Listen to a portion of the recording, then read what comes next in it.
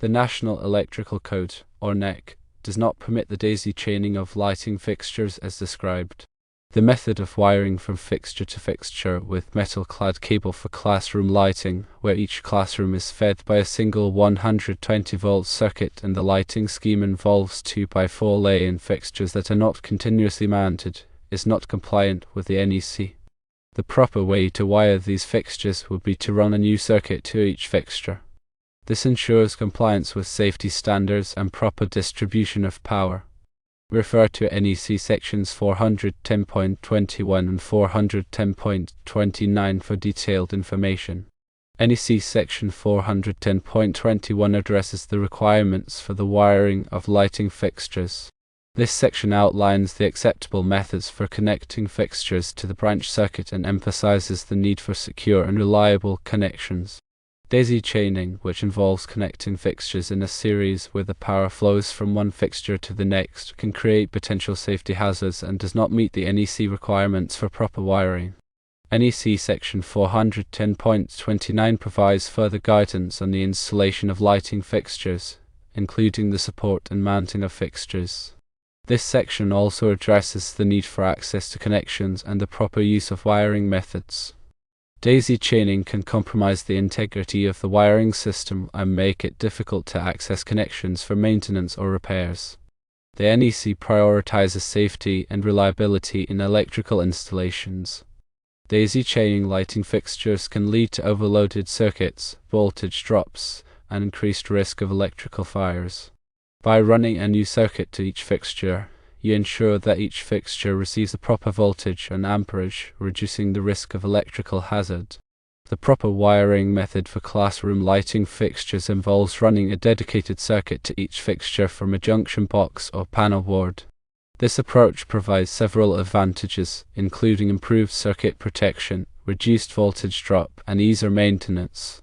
Firstly, a dedicated circuit ensures that each fixture receives the correct voltage and amperage, which is essential for proper operation and longevity.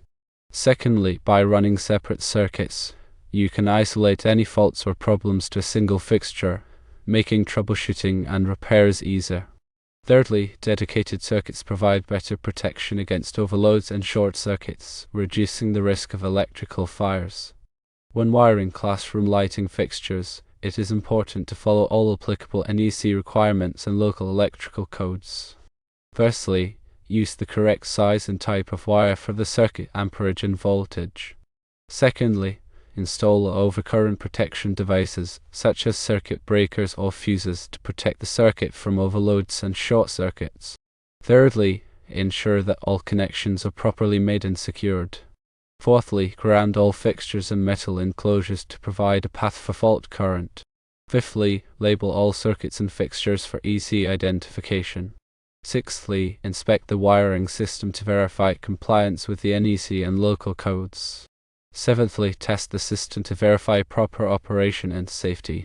To elaborate further on NEC section 410.21, it's essential to understand the nuances of acceptable wiring methods for lighting fixtures.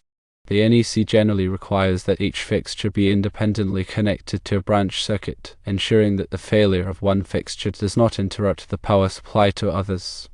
This independent connection is typically achieved by running a separate cable from a junction box to each fixture. The use of metal-clad cable, or MC cable, is a common and acceptable wiring method for lighting fixtures, provided that it is installed in accordance with NEC requirements. MC cable consists of insulated conductors enclosed in a flexible metal sheath, providing mechanical protection and a grounding path. When using MC cable, it is important to ensure that the connectors are properly installed and that the cable is securely supported. NEC section 410.29 provides additional details on the installation and support of lighting fixtures. This section emphasizes the need for fixtures to be securely mounted to the ceiling or other supporting structure. The NEC also specifies the types of supports that are acceptable for different types of fixtures. When installing 2x4 lay-in fixtures, it is important to use appropriate mounting hardware and to ensure that the fixtures are properly aligned and level.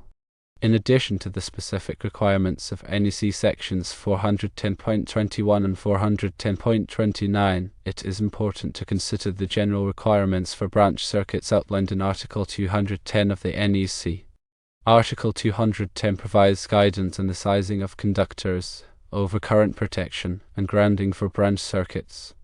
When designing and installing lighting circuits, it is important to ensure that the circuits are properly sized to handle the anticipated load and that they are protected against overloads and short circuits. When working with electrical systems, it is essential to prioritize safety. Always energize circuits before working on them, and use appropriate personal protective equipment, such as safety glasses and insulated gloves. If you are not comfortable working with electricity, it is best to hire a qualified electrician to perform the work. The NEC is a comprehensive document that provides detailed requirements for electrical installations. It is important to stay up to date on the latest edition of the NEC and to consult with a qualified electrician or electrical inspector if you have any questions. Let's delve deeper into the specific concerns associated with daisy chaining lighting fixtures, especially in a classroom environment. Firstly, consider the potential for increased voltage drop. As power is distributed from one fixture to the next in a daisy chain configuration, the voltage at the last fixture in the chain may be significantly lower than the voltage at the first fixture. This voltage drop can result in dim lighting, reduced fixture lifespan, and potential equipment malfunction. Secondly, daisy chaining can exacerbate the risk of overloading the circuit. Each fixture adds to the total load on the circuit, and if the circuit is not properly sized to handle the combined load, it can lead to overheating and potentially a fire. Thirdly, troubleshooting and maintenance become more complex with daisy-chained fixtures. If one fixture fails, it can disrupt the power supply to all subsequent fixtures in the chain, making it difficult to identify the source of the problem. The NEC advocates for a radial wiring approach, where each fixture is connected directly to the power source. This approach minimizes voltage drop, reduces the risk of overloading, and simplifies troubleshooting. By running a dedicated circuit to each fixture, you ensure that each fixture receives the proper voltage and amperage, and that any faults are isolated to a single fixture. To further illustrate the importance of adhering to the NEC, consider the potential liability implications of improper wiring.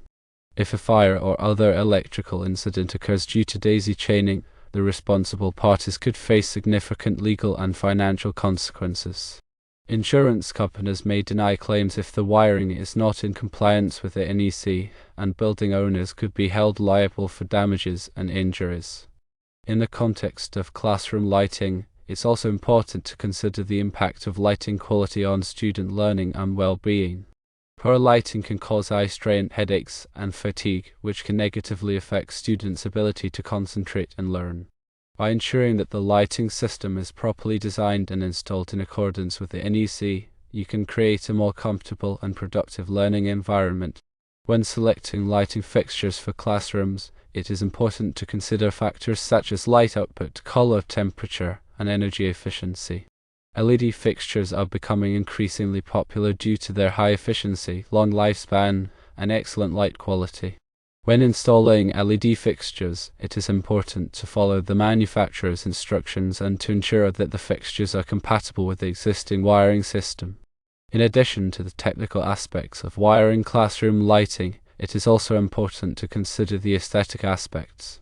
Lighting can play a significant role in creating a visually appealing and inviting classroom environment. By carefully selecting fixtures and arranging them strategically, you can enhance the overall look and feel of the classroom. When planning a classroom lighting project, it is advisable to consult with a lighting designer or electrical engineer. These professionals can provide valuable expertise and guidance on selecting the right fixtures, designing the wiring system, and ensuring compliance with the NEC and local codes. Remember that the NEC is not a static document. It is updated every 3 years to reflect changes in technology and industry practices. It is important to stay informed about the latest edition of the NEC and to consult with qualified professionals to ensure that your electrical installations are safe and compliant. Let's now consider the specific articles within NEC 410 that are most relevant to this discussion. While 410.21 and 410.29 provide general guidance, other sections within Article 410 offer more specific details on wiring methods, fixture supports, and other critical aspects of lighting installations. For instance, NEC 410.64 addresses the requirements for wiring devices within the fixture, emphasizing the need for secure connections and proper insulation. NEC 410.117 provides guidance on the installation of lighting track, which is often used in classrooms for flexible lighting arrangements. Understanding the nuances of these specific articles is crucial for ensuring that your lighting installations meet the highest standards of safety and performance. The NEC is a complex document, but by focusing on the relevant sections and consulting with qualified professionals, you can navigate its requirements effectively. To further clarify the issue of daisy chaining, it's important to recognize that the NEC primary concern is with ensuring the safety and reliability of electrical systems. Daisy chaining, while seemingly convenient, introduces several potential risks that the NEC seeks to mitigate. These risks include increased voltage drop, potential for overloading circuits, and difficulty in troubleshooting and maintaining the system. The NEC emphasis on independent connections for each fixture is a direct response to these concerns. In addition to the technical aspects of NEC compliance, it's also important to consider the ethical implications of electrical work. As an electrical professional, you have a responsibility to ensure that your installations are safe and reliable, even if it means going against the instructions of your project manager. The NEC is the industry standard for electrical safety, and it should always be your guiding principle. When faced with a situation where your project manager is advocating for a wiring method that is not in compliance with the NEC, it's important to communicate your concerns clearly and respectfully. Explain the potential risks associated with daisy chaining and provide evidence from the NEC to support your position. If your project manager persists in their request, it may be necessary to escalate the issue to a higher authority, such as the building owner or a code enforcement official. Remember that your primary responsibility is to ensure the safety of the electrical system. By adhering to the NEC and advocating for safe wiring practices, you are protecting the building occupants and preventing potential electrical hazards. The classroom lighting scheme of 2x4 lay-in fixtures presents its own set of considerations. These fixtures are typically installed in a suspended ceiling grid, which requires careful attention to support and wiring methods. The NEC provides specific guidance on the installation of fixtures in suspended ceilings, emphasizing the need for secure support and proper wiring practices. When wiring 2x4 lay-in fixtures, it is important to ensure that the fixtures are properly grounded and that all connections are made inside approved junction boxes. The wiring must be protected from physical damage and must be securely supported. It is also important to ensure that the fixtures are accessible for maintenance and repairs. In summary, while the idea of daisy chaining might seem like a time-saving or cost-effective approach, it is ultimately not permitted by the NEC due to safety concerns. The NEC prioritizes individual connections for each fixture to ensure proper voltage, minimize the risk of overloads, and simplify troubleshooting. By understanding the relevant NEC articles and adhering to best practices, you can ensure that your classroom lighting installations are safe, reliable, and compliant with the code. It is better to take extra time to do things right, even if it costs more to wire it the proper way. And most importantly, it is much safer to wire it the right way. If you have any other questions about the NEC, please feel free to ask a qualified electrical professional. Also, it would be in your best interest to consult the latest edition of the NEC, as code requirements can change with each edition. Local amendments to the NEC might also apply, so checking with your local electrical inspector is advisable. By understanding the regulations, you contribute to the safety and efficiency of the project.